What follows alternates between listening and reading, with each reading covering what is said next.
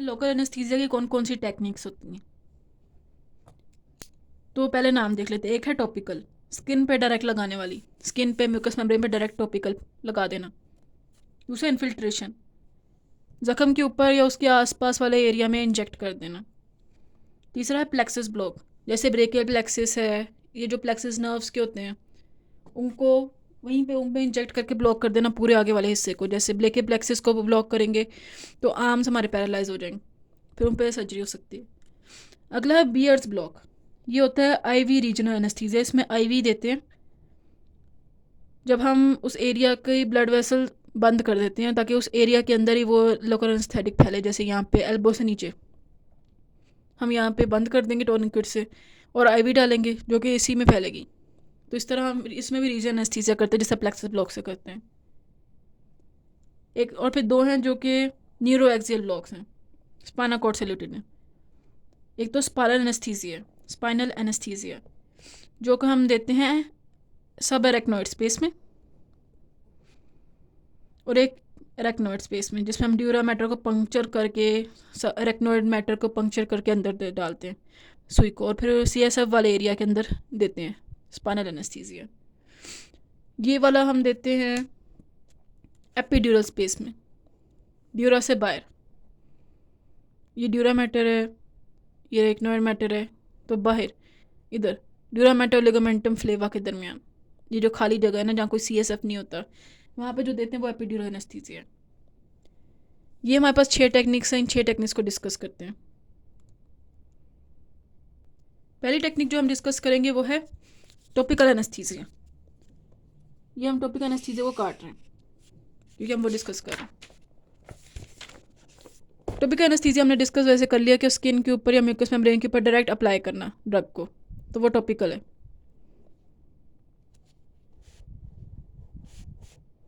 ये इसमें होता है कि एनेस्थेटिक एजेंट इज़ अप्लाइड कहाँ पे, स्किन पे या म्यूकस मेम्ब्रेन पे, चाहे वो नेज़ल हो, यूरिथ्रल हो, हमारे रेस्पिरेटरी सिस्टम का म्यूकस मेम्ब्रेन हो, या फिर हमारा कॉर्निया हो। किसी भी चीज़ के डायरेक्ट ऊपर लगा देना एनेस्थेटिक एजेंट ताकि वो अब्जॉर्ब हो जाए और उस जगह को स्किन पे अब्जॉर्ब होकर अंदर जाए और जगह को एनेस्थेटाइज कर ले, तो वो लोग टॉपिकल एनेस्थीसिया है। 3 ड्रग्स यूज़ होती है, लिग्नोकेन जो सबसे आम है, प्राइलोकेन जो कि अच्छी है, और कोकेन। उसमें कौन सी टेक्निक है? पहली है एमला। एमला का मतलब है eutectic mixture of local anaesthetics. इसमें किस चीज़ का मिक्सचर रखा हमने? लिग्नोकेन और प्राइलोकेन का मिक्सचर होता है। उसे हम स्किन पे लगाते हैं बच्चों की ताकि उनको दर्द ना और उनकी वेन्स पंक्चर कर सके, बस। दूसरा है कोकीन। कोकेन को कैसे यूज़ कर रहे हैं हम? नेज़ल सर्जरी में, क्योंकि ये दोनों काम करते हैं। ये एनेस्थेसिया भी करते हैं क्योंकि सोडियम चैनल ब्लॉक करते हैं, और वेजो कंस्ट्रिक्शन भी करता है क्योंकि इसका सिंपैथेटिक इफेक्ट भी है। तीसरा तरीका है कि लिग्नोकेन स्प्रे, 4% लिग्नोकेन स्प्रे जो हमने डिस्कस की थी वो किस तरह यूज़ हो रही है कि हम एयरवेज में वो स्प्रे करा देते हैं ताकि वो एयरवेज पैरालाइज हो जाए, फिर उसमें हम फाइबर ऑप्टिक ट्यूब डाल सकें। अगला सेकेंड टेक्निक थी हमारी इन्फिल्ट्रेशन। तो इन्फिल्ट्रेशन डिस्कस करते हैं। इन्फिल्ट्रेशन क्या है? इंजेक्शन लगा देना वूंड एरिया के ऊपर या उसके around. Local anaesthetic agent is introduced into और अराउंड द वूंड, तो इसे इन्फिल्ट्रेशन कहते हैं। अगला है प्लेक्सस ब्लॉक। इसमें हम जो मसल्स नर्व्स का बंडल होता है जो कि पूरा आके जाके फैल के पूरे उस लिम्ब या एरिया को सप्लाई कर रहा होता है या ऑर्गन्स को सप्लाई कर रहा होता है, उसे ब्लॉक कर दें ताकि आगे वाला एरिया ब्लॉक हो जाए खुद ही। तो उन नर्व्स को जो एनेस्थेटिक एजेंट उनमें इंजेक्ट करते हैं तो उसे प्लेक्सस ब्लॉक कहते हैं। Agent is applied to block the whole nerve plexus. जैसे ब्रेकियो प्लेक्सस को ब्लॉक करते हैं ताकि हम आर्म या हैंड की अगर सर्जरी करनी हो, क्योंकि पूरा आर्म ब्लॉक हो जाएगा, पूरा आर्म बंदे का ब्लॉक हो जाएगा ये पूरा। तो फिर इस तरफ आर्म या हैंड या किसी भी चीज़ की करनी हो आगे से तो हम आराम से यहाँ से ब्लॉक कर लें। अगला है बियर्स ब्लॉक, जिसे कहते हैं आईवी रीजनल एनेस्थीसिया। ये आईवी रीजनल एनेस्थीसिया जैसे बियर्स ब्लॉक कहा गया। इसमें हम लोकल एनेस्थेटिक एजेंट जो कि सिस्टेमिक टॉक्सिसिटी ज़्यादा ना रखता हो। और हमने कौन सा सुना है जो सिस्टेमिक टॉक्सिसिटी नहीं रखता? प्राइलोकेन, तो वो यूज़ करते हैं। किस कंसनट्रेशन में? 0.5% कंसनट्रेशन में यूज़ किया जाता है, ड्रग ऑफ चॉइस है, क्योंकि इससे सिस्टेमिक टॉक्सिसिटी नहीं है, क्योंकि हमने इसे आईवी इंजेक्ट करना है। तो फिर ये आईवी इंजेक्ट करेंगे तो फिर ये तो सिस्टेमिक मतलब पूरी बॉडी में फैल जाएगा उस वेन से। तो इसका प्रोसीजर है, जिस तरह ये एक एरिया में ही रहता है, हालांकि इसे आईवी इंजेक्ट किया है। कैसे? ये इसका प्रोसीजर है। प्रोसीजर में ये है कि सबसे पहले हम बैक ऑफ द हैंड में एक आईवी कैनुला, अगर हमने हैंड की सर्जरी करनी है, इसके रीजन्स कौन से ये जो इन्वॉल्व करते हैं? एल्बो से नीचे, नी से नीचे, मतलब कि इन जॉइंट से नीचे वाला हिस्सा इन्वॉल्व हो तो हम रीजनल आईवी एनेस्थीसिया देते हैं। क्यों? क्योंकि ना ये इन्वॉल्व करता कैसे? सबसे पहले इसके प्रोसीजर में सबसे पहले बैक ऑफ द हैंड में हमने आईवी कैनुला इंसर्ट किया। कैनुला इंसर्ट करने के बाद हमने आर्म रेज किया ताकि वो वेन्स से ब्लड नीचे मिल्किंग हो सके, सारा ब्लड नीचे चला जाए ग्रेविटी की वजह से। फिर अब इस एरिया में वेन्स के अंदर ब्लड नहीं है, थोड़ा सा है, तो अब हमने ये कफ डाल दी जो बीपी ऑपरेटर्स जैसी दिखती है, लेकिन ये टोर्निक्वेट की कफ है जिसमें 2 कफ्स लगे हैं, एक प्रोक्सिमल कफ ऊपर वाली, डिस्टल कफ नीचे वाली। फिर हम प्रोक्सिमल कफ जो है, इसे पहले ऊपर वाली कफ, इसे हम पहले कर देंगे इन्फ्लेट उसके सिस्टोलिक प्रेशर से ज़्यादा, जैसे बीपी में ले करते हैं, ताकि वो नीचे वाला ब्लड बंद हो जाए, नीचे ब्लड जाना। तो जब हम ये कर देंगे तो नीचे ब्लड जाना हो जाएगा बंद आर्टरी से। उसके बाद हमने आईवी कैनुला जो इंसर्ट किया हुआ है उसके अंदर हम इंजेक्ट कर देंगे 30 mg ऑफ 0.5% प्राइलोकेन। जब हम ये इंजेक्ट कर देंगे वेन के अंदर, फिर हम कैनुला हटा देंगे, और हमने चूँकि यहाँ से बंद किया हुआ है तो फिर वो सारा का सारा ड्रग उस वेन से मतलब ऊपर जाएगा और उस रीजन में फैलेगा, वो हार्ट की तरफ नहीं जाएगा, यहीं पे रुक जाएगा। 5 मिनट के अंदर वो पूरा वो जो रीजन है, जैसे बिलो द एल्बो वाला एरिया अगर हम उसे इन्वॉल्व किए इस टोर्निक्वेट के ज़रिए, या फिर बिलो द नी वाला एरिया अगर उसे इन्वॉल्व किए इस टोर्निक्वेट के ज़रिए, 5 मिनट के अंदर वो एनेस्थेटाइज हो जाएगा और फिर सर्जरी शुरू की जा सकती है। क्योंकि नीचे वाला एरिया इन्वॉल्व है, ये वाला नहीं है, तो पेशेंट को अगर यहाँ पेन फील हो रही हो कि वो कह रहा है कि इसे खोल दो, मुझे दर्द हो रहे हैं, तो हम पहले ही डिस्टल कफ को इन्फ्लेट करेंगे। जब डिस्टल कफ इन्फ्लेट हो जाएगी और ब्लड को बंद कर देगी, उतनी इन्फ्लेट हो जाएगी, फिर हम इसे खोल देंगे ताकि इस एरिया में जो दर्द हो रहा है वो बंद हो जाए और ये वाला एरिया इन्वॉल्व हो जाए। इसलिए 2 कफ्स एक साथ जुड़े हुए हैं। इस तरह हम आईवी से भी रीजनल एनेस्थीसिया दे सकते हैं, जैसे सिस्टेमिक की जाने के। लेकिन हम प्राइलोकेन इसलिए यूज़ करते हैं क्योंकि उसकी सिस्टेमिक टॉक्सिसिटी नहीं, अगर कोई गलती हो भी जाए तो फिर वो सिस्टेमिकली कोई इतना डेंजरस नहीं है, बस में थीमोग्लोबिनीमिया कर देते हैं जिसे पेशेंट बर्दाश्त कर ले। अगर उसके हार्ट और लंग्स में मसला नहीं है तो वो बर्दाश्त कर सकते हैं। अगला है स्पाइनल एनेस्थीसिया। हमें पता है कि ये हमारी वो वर्टिब्रा हैं जिसमें थोरेसिक है, लंबर है, ये सैक्रल है, कोसेक्स हैं। स्पाइनल कॉर्ड जा रही है अंदर। ये स्पाइनल कॉर्ड कवर किन चीज़ों से होती है? मेनिंजेस से। ड्यूरा मैटर, एक्नोइड मैटर, यहाँ पे चारों तरफ से कवर है इससे, और उसके बाहर वर्टिब्रा है। स्पाइनल कॉर्ड किस लेवल पे ख़त्म होती है? L1 L2 के लेवल पे। ये L1 है, वैसे यहाँ पे ख़त्म हो रही है, वरना हमें कहते हैं L1 L2 से नीचे ही हो, मतलब कि नीचे वाले को हम कहते हैं कि यहाँ तक तो पक्का ख़त्म हो गया L2 तक। ये देखें L3 पे कोई नहीं है। जो स्पाइनल एनेस्थीसिया होता है उसे हम स्पाइनल इसलिए कहते हैं क्योंकि हम उसे ड्यूरा मैटर, एक्नोइड मैटर को पियर्स करने के बाद जिस एरिया में CSF है, जिस एरिया में स्पाइनल कॉर्ड फिरती है, उस एरिया में जाके इंजेक्ट करते हैं नीडल, और फिर वहाँ पे उसके अंदर हम एनेस्थेटिक एजेंट इंजेक्ट करते हैं उस एरिया में जहाँ CSF फिरा, यानी ड्यूरा और एक्नोइड से नीचे सब एरेक्नोइड स्पेस में। इसलिए हम L2 से नीचे इंजेक्ट करते हैं, क्योंकि L2 से ऊपर आप स्पाइनल कॉर्ड है, हम स्पाइनल कॉर्ड को नुकसान नहीं पहुंचाना चाहते, उससे नीचे सिर्फ उसकी नर्व्स गुजरी ब्रांचेस, इसलिए वहाँ पे जगह होती इतनी कि हम आराम से ये इंजेक्ट कर दे और स्पाइनल कॉर्ड को ख़तरा नहीं होगा। ये है स्पाइनल एनेस्थीसिया।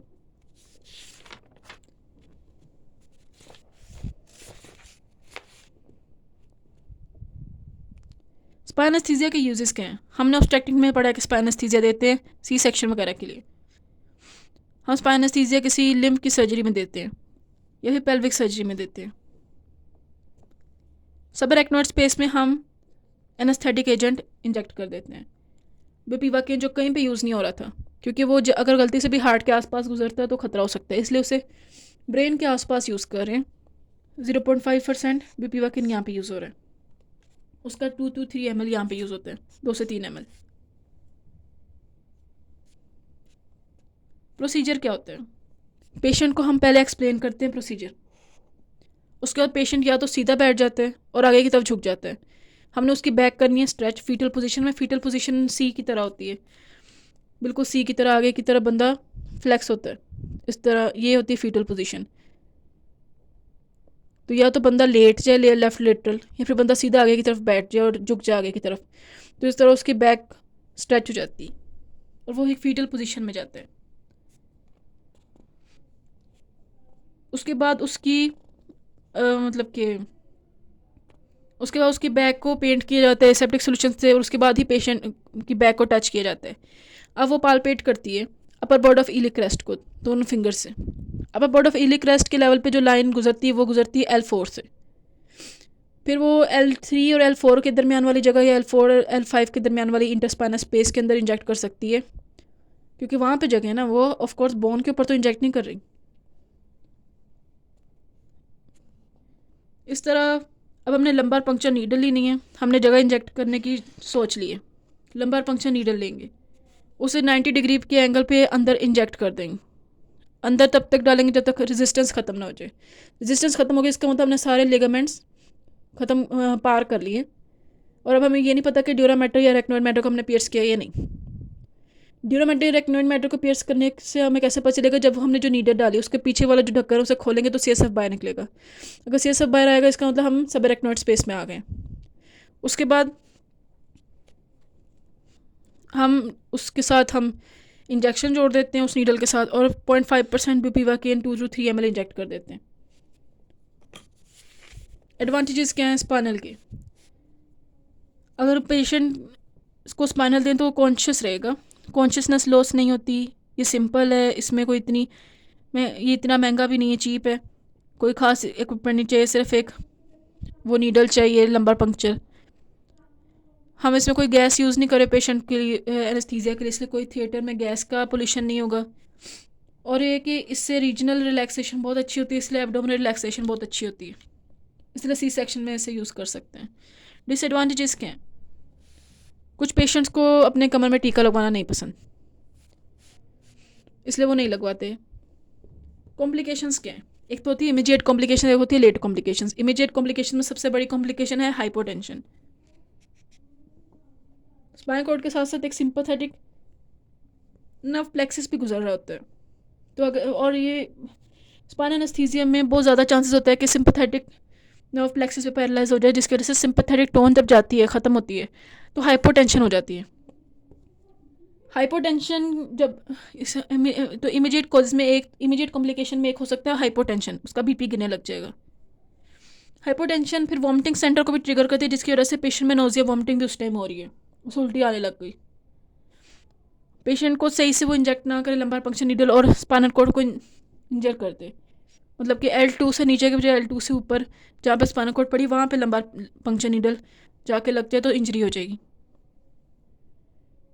हो सकता है पैरास्थीसिया हो जाए। पैरास्थीसिया का मतलब एबनॉर्मल सेंसेशंस फील हो रही हों, नर्व्स को बजाय पैरालाइज करने के उनको पागल करती है। अगर ज़्यादा हायर लेवल पे हमने स्पाइनस्थीसिया दिया तो हो सकता है रेस्पिरेटरी मसल्स को जो नर्व सप्लाई करी है वो भी पैरालाइज हो जाए, इस तरह पैरालिसिस ऑफ रेस्पिरेटरी सिस्टम हो जाएगा।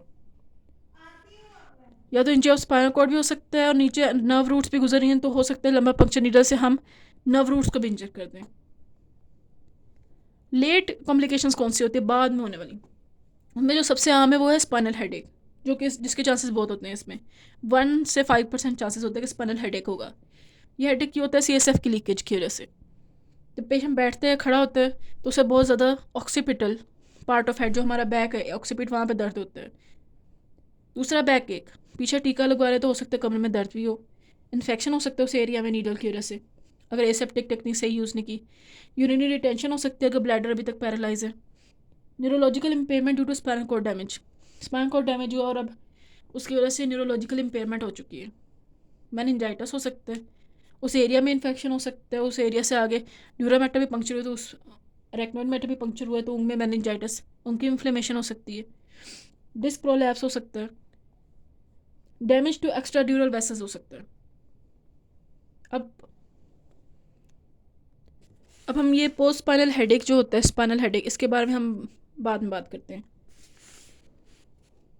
अभी हम एपिड्यूरल एनेस्थीसिया जो हमारा लास्ट है उसके बारे में बात कर रहे हैं, उसे भी कट कर देते हैं। स्पाइनल कॉर्ड से बाहर वाला एरिया, ड्यूरामेटर से जो बाहर वाला एरिया उसे कहते हैं एपिड्यूरल स्पेस। उसके बाहर वाले एरिया में ड्यूरामेटर और ये यहाँ पे एक लिगामेंट होता है, लिगामेंटम फ्लेवम, फिर इंटरस्पाइनस लिगामेंट, सुप्रास्पाइनस लिगामेंट, और फिर ये स्पाइंस हो जाती हैं। तो नीचे जो एरिया है उसमें है लिगामेंटम फ्लेवम जो ड्यूरामेटर के सबसे पास है। ड्यूरामेटर और लिगामेंटम फ्लेवम के दरमियान जो खाली जगह है जहाँ CSF नहीं है उसे कहते हैं एपिड्यूरल स्पेस। एपिड्यूरल स्पेस में जब हम इंजेक्ट करते हैं एनेस्थीसिया तो उसे कहते हैं एपिड्यूरल एनेस्थीसिया। चूँकि एपिड्यूरल जो स्पेस है वो है ड्यूरामेटर और लिगामेंटम फ्लेवम के दरमियान, हमने ड्यूरामेटर इसमें किया नहीं है पंक्चर, तो स्पाइनल कॉर्ड को डैमेज इसमें नहीं होगी आराम से। ये जो एपिड्यूरल एनाल्जेसिया होता है इसमें जो हम कैथेटर इंजेक्ट कर देते हैं वो पेशेंट के अंदर रह सकते हैं लंबे टाइम के लिए, ऑपरेशन के बाद 4 दिनों तक मोस्टली। उसे फिर हम टेप लगा देते हैं, अच्छे से पाइप जोड़ देते हैं ताकि हम ऑपरेशन के बाद भी एनाल्जेसिया इंजेक्ट करते रहे एपिड्यूरल स्पेस में ताकि पेशेंट को दर्द ना हो। 4 दिन तक हम लगाए रख सकते हैं कैथेटर उसके एपिड्यूरल स्पेस के अंदर। फिर हम ये होता है कि वक्फे वक्फे से एनाल्जेसिया दें या कंटिन्यूस इन्फ्यूजन देते रहें, वो अलग बात है। ये इसका एक एडवांटेज है, उसी टाइम इसे निकालना ज़रूरी नहीं है। पोस्ट ऑपरेटिव पेन मैनेजमेंट में इसे यूज़ करते हैं। इसकी प्लेसमेंट सबसे आम कहाँ पे की जाती है, हाई थोरेसिक रीजन पे। इसको हम स्पाइनल कॉर्ड में कहीं पर भी इंजेक्ट कर सकते हैं एपिड्यूरल स्पेस में, क्योंकि इसे स्पाइनल कॉर्ड, इसने स्पाइनल कॉर्ड को कौन सा पियर्स करना है, इसने बाहर ही रहना उसके, तो ये कहीं पे भी हम डालें तो ये फिरती रहेगी। स्पाइनल कॉर्ड को कोई ख़तरा नहीं, इसलिए इसे किसी भी जगह पे इंजेक्ट कर सकते हैं, ज़रूरी नहीं L2 से नीचे ही डालना है। इसे हम हाई थोरेसिक रीजन में सबसे आमतौर पर क्यों यूज़ करते हैं, हाई थोरेसिक रीजन पे हम इंजेक्ट करेंगे, थोरेक्स इन्वॉल्व होगा, एब्डोमेन इन्वॉल्व होगा, हमने अपर एब्डोमिनल सर्जरीज करनी हो, थोरेसिक सर्जरीज करनी हो, तो हम इसे इस वजह से हाई थोरेसिक रीजन में करते हैं इंजेक्ट। कंट्राइंडिकेशंस क्या है स्पाइनल एपिड्यूरल एनेस्थीसिया की? पहला कंट्राइंडिकेशंस किन लोगों में नहीं करते एब्सोल्यूट में, वो पेशेंट जिसने कंसेंट नहीं दिया। कंट्राइंडिकेशन मतलब किन में नहीं कर सकते, बिल्कुल जिन्होंने कंसेंट नहीं दिया, जो कोऑपरेट नहीं कर रहे, वरना नीडल गलत जगह पे लग जाएगी, पेशेंट को इंजर कर देगी। लोकल इन्फेक्शन है या बर्निंग है उस एरिया में, सेप्सिस है पेशेंट को, ब्लीडिंग का प्रॉब्लम है, हार्ट का मसला है, या फिर इंट्राक्रेनियल प्रेशर भी रेज्ड है। रिलेटिव कंट्राइंडिकेशंस कौन से जिनमें कर सकते हैं कंट्राइंडिकेट कि नहीं करना चाहिए? एक है वो जो एंटीप्लेटलेट थेरेपी पे, उनमें ब्लीडिंग का मसला हो सकता है। वो लोग जिनमें बैक एक का मसला है, वो लोग जिनमें CNS की डिजीज़ है, वो लोग जिनमें पहले हाइपोवोलीमिया, तो जिनमें हाइपोवोलीमिया उनमें स्पाइनल एनेस्थीसिया दे तो हाइपोवोलीमिया 2.0 हो जाएगा, इस तरह तो बंदा वैसे ही चला जाएगा। ये देखिए एपिड्यूरल एनेस्थीसिया हम कहाँ पे दे रहे हैं, हम दे रहे हैं एपिड्यूरल स्पेस में जो ड्यूरामेटर से बाहर है। ड्यूरामेटर और यहाँ पे लिगामेंटम फ्लेवन होता है, उसके दरमियान होती है जो खाली जगह, यहाँ पे कोई CSF नहीं है, इसलिए इसे कहीं पे भी दे सकते हैं। जैसे यहाँ पे हम T10 के सामने दे रहे हैं, इसे कहीं पे भी दे सकते हैं क्योंकि इसको स्पाइनल कॉर्ड को, इसने कौन सा ड्यूरामेटर को कुछ कहा है, वो अपनी जगह काम कर रहा है। स्पाइनल ने तो ड्यूरामेटर रेक्नोइड को पंक्चर करके अंदर जाना है, इसलिए हम उसे L2 से नीचे ही देते हैं। तो ये एपिड्यूरल का फ़ायदा होता है। बस ये थी टेक्निक्स। अब अगले में हम पोस्ट स्पाइनल हेडेक की बात करते हैं।